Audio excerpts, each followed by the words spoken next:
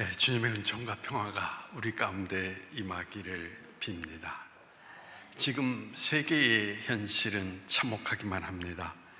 미국 텍사스의 유벨디 지역의 루비라고 하는 초등학교에서 벌어진 총기 난사 사건으로 인해서 아동 어린아이가 17명, 교사가 2명이 사망하는 일이 일어났습니다.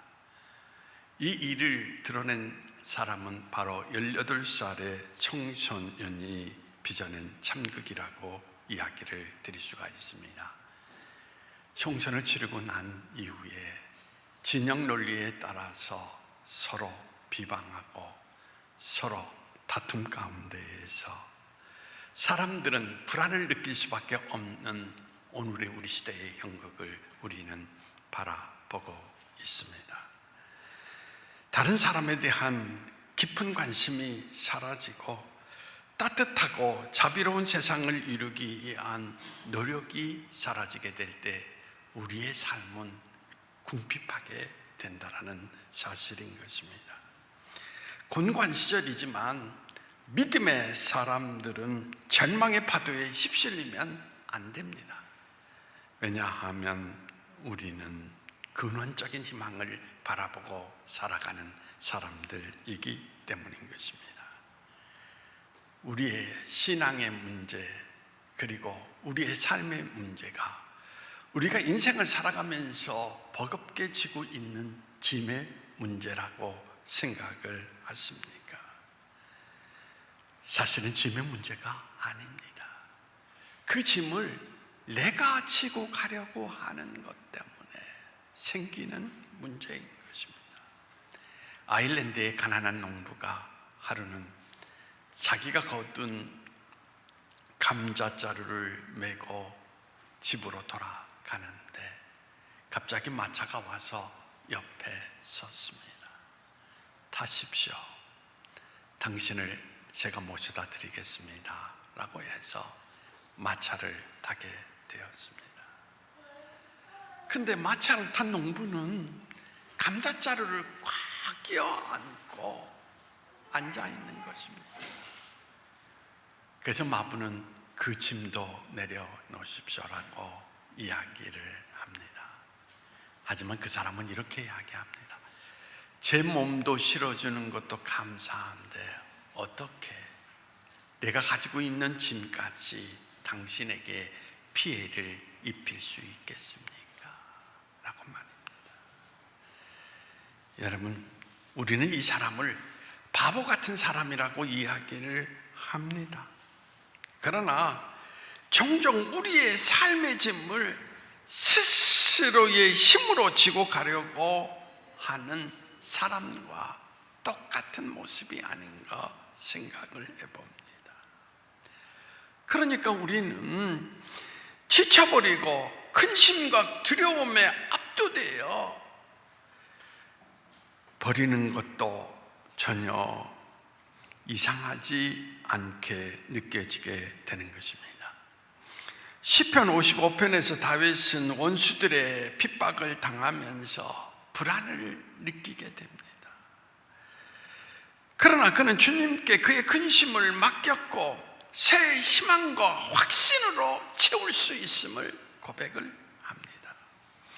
그렇게 그는 내 짐을 여호와께 맡겨버리라, 너를 붙드시고 라고 하는 그러한 말을 남기게 되었던 것입니다. 우리가 살아가면서 쓰러지는 것은 인생의 무거운 짐 때문에가 아니라 그 짐을 우리가 맡기지 못하기 때문이라는 것입니다.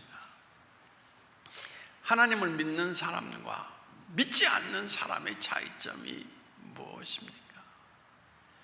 믿는 사람에게도 여전히 고난이 다가옵니다. 질병의 고통이 믿는 사람이라 할지라도 찾아옵니다. 자녀가 잘 알아서 공부할 것 같지만 그렇지 않습니다. 예수 믿는다고 하여서 사업이 갑자기 잘 되는 것도 아닙니다. 남편과 아내가 갑자기 천사가 되는 것도 아닙니다. 예수 믿는다라고 할 때 중요한 것은 우리가 인생을 살아가면서 무거운 짐을 지고 있을 때에 맡길 수 있는 곳이 있다라는 것입니다. 예수 믿지 않는 사람들은 맡길 수 있는 곳이 없습니다. 그 차이점이라는 것입니다. 우리는 모두 깨어지기 쉬운 질그릇입니다. 그런데 그 질그릇을 잘 보호하고 깨지지 않도록 해야 하는 이유는 질그릇이 가치가 있기 때문에 그런 것이 아닙니다. 그 질그릇 속에 보배가 담겨 있기 때문인 것입니다. 그 보배를 우리는 그리스도라고 고백을 하고 있는 것입니다. 많은 사람은 고난의 짐을 예수님께 맡겨버리지 않고 계속해서 인생을 살아가면서 불평함으로써 자기 자신을 우울하게 할 뿐만 아니라 더 나아가서 불평을 통하여서 내 주변에 살아가는 모든 이들을 짜증나게 만든다라는 이야기인 것입니다. 메리 베질러라고 하는 여인이 있습니다. 이분은 만성 불평자였습니다. 그런데 이 여자는 목사의 딸이었고 가정주부로서 목회하는 오빠를 옆에서 도우며 살아가고 있었습니다. 그런데 오빠에게 날마다 자신의 불평을 드러놓게 되는 것입니다. 어느 날 또 저녁에 그가 오빠를 만나서 불평을 늘어놓는 순간 자기가 어떤 사람이라는 것을 깨닫게 되었습니다. 해가 지는 저녁인데 포플라 나무들을 비추고 있는데 그 포플라 나무의 빛을 비춘 그 나무를 통하여서 건너편에 긴 그림자가 드리워져 있는 것을 발견할 수가 있었습니다. 그때 그 여인은 깨닫기 시작을 했습니다. 내가 오빠에게 어두운 긴 그림자를 만들고 있구나 라는 거. 그러면서 그는 생각하기를 나는 왜 예수님께 내 인생의 모든 짐을 맡기지 못할까? 그러면서 자기 방에 들어와서 눈물을 흘리며 기도하다가 예수님을 만나게 되었습니다. 후에 그는 이런 글을 썼습니다. 너의 슬픔을 서슴지 말고 묻어버려라. 이 세상 사람은 누구나 걱정이 있으니 깊숙이 묻어버려라. 조심스레 숨겨서 침착하게 생각하라. 어둠의 장막이 내릴 때 어서 주님께 말하라. 그리하면 내가 만사가 의로워지리라. 그녀는 예수님께 자기 인생의 모든 문제를 맡김으로써 우울증에서 벗어나서 치유할 수가 있었던 것입니다. 우리가 인생을 살아가면서 불확실한 세계만큼 우리를 불안하게 만드는 무거운 짐이 없습니다. 과연 우리 자녀는 내일 어떻게 될 것인가? 라는 이야기. 인생이라는 것이 우리 계획대로만 된다면 무거운 짐이 없겠죠. 그런데 우리 계획대로 되지 않습니다. 그래서 무거운 짐을 짓눌리고 살아가는 것입니다. 그런데 영적인 삶은 다르다라는 이야기인 것입니다. 링컨이 게스티버그의 결정적인 전투 전야에 그는 매우 평화로운 모습 가운데 그 밤을 지내고 있었습니다. 내일 전쟁을 치르는데 평안한 모습 가운데 있는 링컨의 모습을 바라보면서 장교들은 힘을 얻게 됩니다. 그리고 링컨에게 묻습니다. 어떻게 당신은 그렇게 평화로운 모습을 가질 수 있습니까? 그때 링컨은 이렇게 이야기를 합니다. 난 지금까지 하나님께 기도하며 국가의 장래를 맡겼다. 그분은 국가가 보존되리라는 것과 우리가 승리할 것이라는 것을 확신을 나에게 주었노라 라고 말하는 것입니다. 여러분, 인생을 살아가면서 하나님을 확신하는 것만큼 무거운 짐을 벗어버리고 벅찬 기대와 하나의 여러분 확신 속에서 우리의 삶을 바라볼 수 있는 모습을 갖게 된다는 것입니다. 예수님께서 우리에게 말씀하시기를 수고하고 무거운 짐진 자들아 다 내게로 오라 내가 너희를 쉬게 하리라.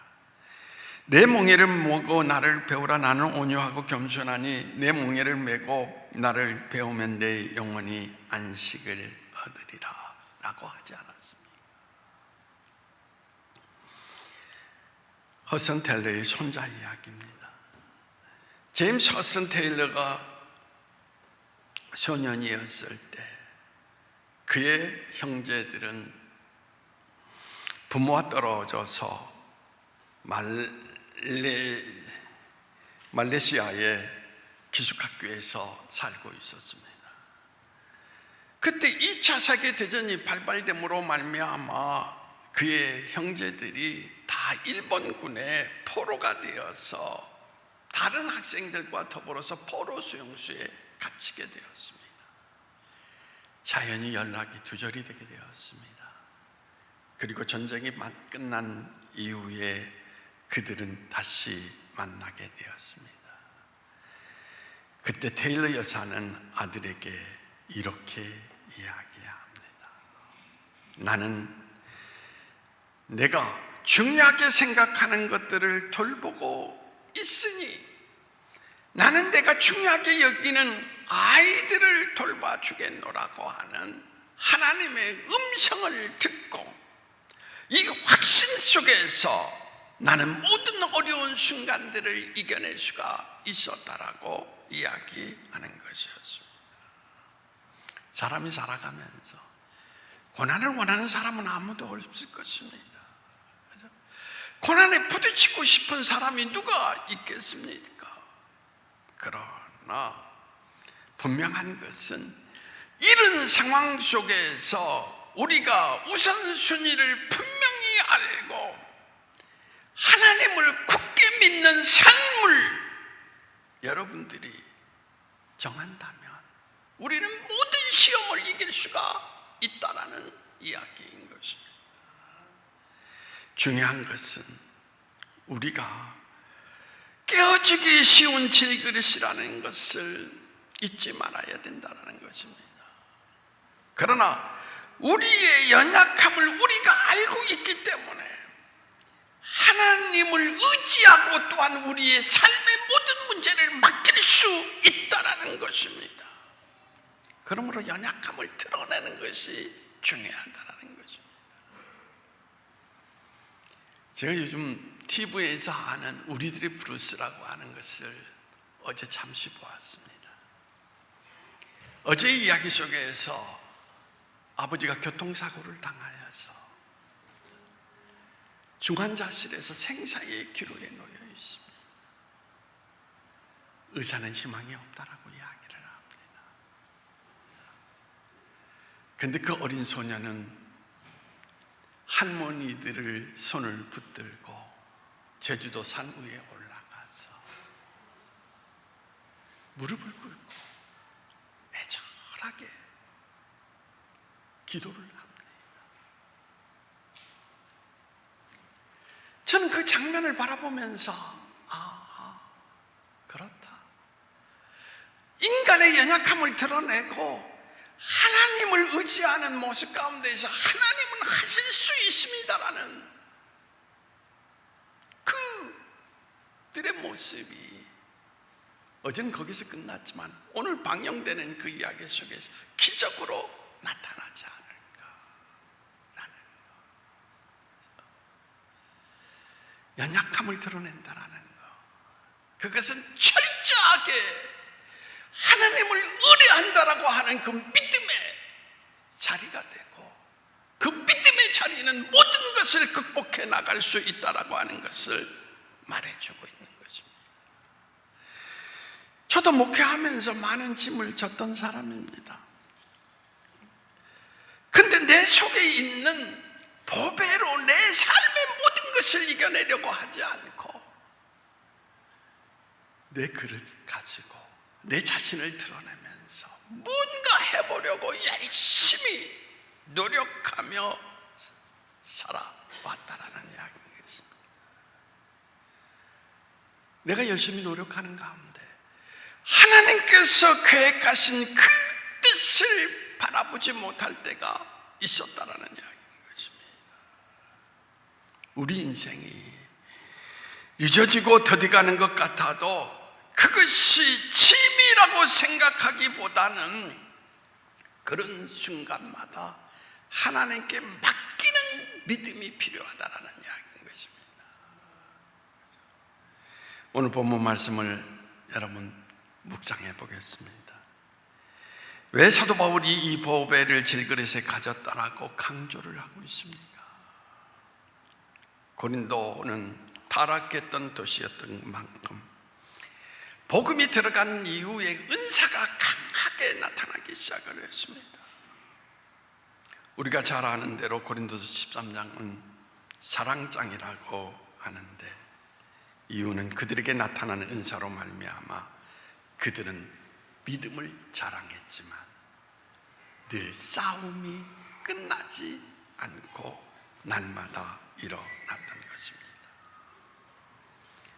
그들은 자기 안의 삶을 통하여서 외적인 표정만을 드러내는 것을 지향했기 때문이었습니다. 사도 바울이 말하는 바 고린도에 있는 교인들이 아무리 강력한 믿음의 역사를 경험하고 행하여도 그것은 우리 속에 계신 하나님의 능력 때문이지 우리의 능력됨이 아니라는 것을 이야기하면서 우리는 단지 깨어지기 쉬운 질그릇에 불과하다라고 하는 것을 말하고 있는 것입니다. 깨어지기 쉬운 질그릇인데 다만 그 안에 보배이신 그리스도를 담고 산다라고 하는 것. 그래서 우리 삶 속에 여러 가지 놀라운 일들이 일어난다 할지라도 결코 자랑할 것이 없다라는 이야기인 것입니다. 왜 그렇습니까? 내가 한 것이 아니라 내 속에 거하시는 그분께서 모든 것을 이루기 때문인 것입니다. 뿐만 아니라 우리가 연약할 때에도 절망할 필요가 없다라는 것입니다. 왜 그렇습니까? 능력이신 그리스도께서 동시에 우리 안에 거하시기 때문인 것입니다. 여러분, 우리는 인생을 살아가면서 나를 드러내려고 내 그릇을 좀 더 어떻습니까? 모든 사람들에게 나타내려고 할 때 하나님을 구하지 않습니다. 왜냐하면 우리는 늘 내 힘으로 이룬 나의 모습을 나타내기를 원하기 때문인 것입니다. 질그릇같이 연약함이 부끄러운 것이 아닙니다. 중요한 것은 질그릇 같은 우리 인생에 지금 무엇이 들어있느냐, 죄책감을 후회하며 살아가는 것은 하나님의 뜻이 아닌 것입니다. 돌이킬 수 없는 일들이 있습니다. 엎어진 물을 다시 쥐어 담을 수 없습니다.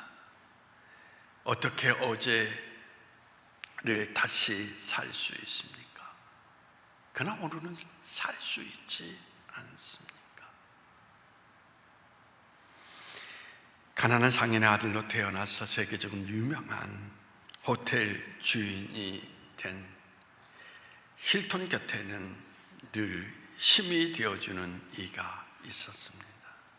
어린 시절 어머니로부터 이런 이야기를 듣습니다. 이제 시간이 흐름에 따라서 너의 어머니도 너의 형제들도 너를 떠날 것이다. 그렇다고 돼서 내가 혼자가 되는 것이 아니란다. 왜냐하면 너에게는 늘 동행하시는 분이 계시기 때문이지. 그분이 누구인지 아느냐? 예수님이야. 그러나 hilton은 그 시간 속에서 어머니의 이야기를 이해할 수가 없었습니다.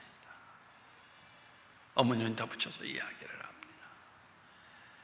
내가 어려운 일을 당하여서 무거운 짐을 질 때 너의 모든 무거운 짐을 하나님께 맡기라 라고 말입니다. 그가 사업가로서 시간을 지나갈 때에 어려운 고비마다 어머니가 하신 말씀이 생각났습니다. 그리고 사업을 시작해서 파산을 당하였을 때 어머니가 하신 말씀, 너의 인생의 모든 짐을 하나님께 맡기라고 하는 그 이야기가 느껴지면서 그는 하나님 앞에 나가서 엎드려 기도하기 시작함으로써 절망의 모든 것을 디딜 수 있는 힘을 얻어서 그의 삶의 문제를 해결하게 되었던 것입니다. 그는 비로소 어머니께서 하신 말씀의 의미를 깨닫게 되었던 것입니다. 그는 이렇게 이야기합니다. 이제 나는 어떤 고난도 이겨낼 수 있습니다. 왜냐하면 나와 동행하시는 예수님께서 내 대신 모든 것을 이루어 가시기 때문인 것입니다. 예수 그리스도 그분은 고통당하는 우리 성도들의 피난처이자 도피성이 되시는 것입니다. 여러분, 우리가 얼마나 깨지기 쉬운 그릇인지 아십니까? 저를 깨트리는 것은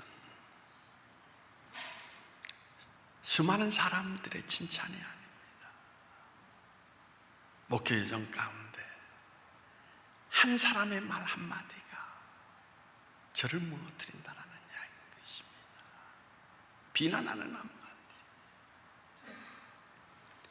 어제도 저녁에 묵상을 했습니다.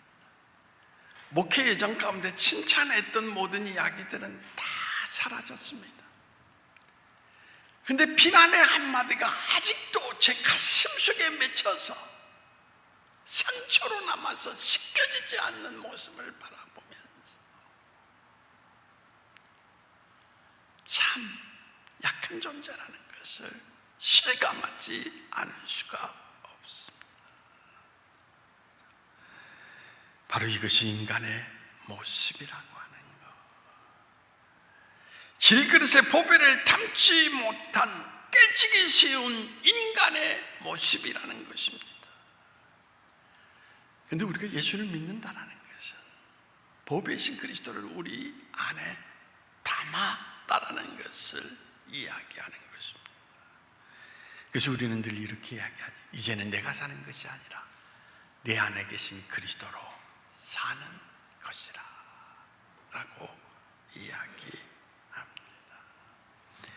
우리의 안에 담긴 능력이신 그리스도에게 우리 짐의 모든 것을 맡기시어 우리의 반석이요 요새시요 바위시며 나를 건지시는 주님의 능력으로 오늘의 힘겨운 삶의 세계를 살아내시는 여러분 모두가 되기를 바랍니다. 기도하시겠습니다. 하나님, 그렇습니다. 우리가 하나님을 늘 믿는다. 하나님은 나의 동행자의 하나님이다. 그렇게 고백하지만 삶의 현실의 자리에 가면 우리는 우리 스스로 몸부림치며 살아가려고 노력할 뿐 우리 힘을 주님 앞에 맡기지 않았습니다. 그래서 신앙이라는 이름을 가지고 있지만 우리는 여러 가지 삶의 고통 가운데에서 우겨쌈을 당하고 심지어는 정신적 고뇌 가운데에서 우울증에 시달리는 어리석은 모습을 드러낼 때도 있습니다. 주님 믿는다는 게 무엇입니까? 믿음은 신뢰하며 맡기는 것이 믿음이라고 하는 것을 우리에게 말씀해 주고 있습니다. 모든 무거운 인생의 짐을 이제 주님께 맡길 수 있는 우리의 믿음을 통하여서 내 안에 거하시는 법의 그리스도를 우리의 삶을 통하여서 드러낼 수 있는 우리 모두가 될 수 있도록 주님께서 은혜를 허락해 주시기를 원하오며 나사렛 예수님의 이름으로 기도하옵나이다. 아멘.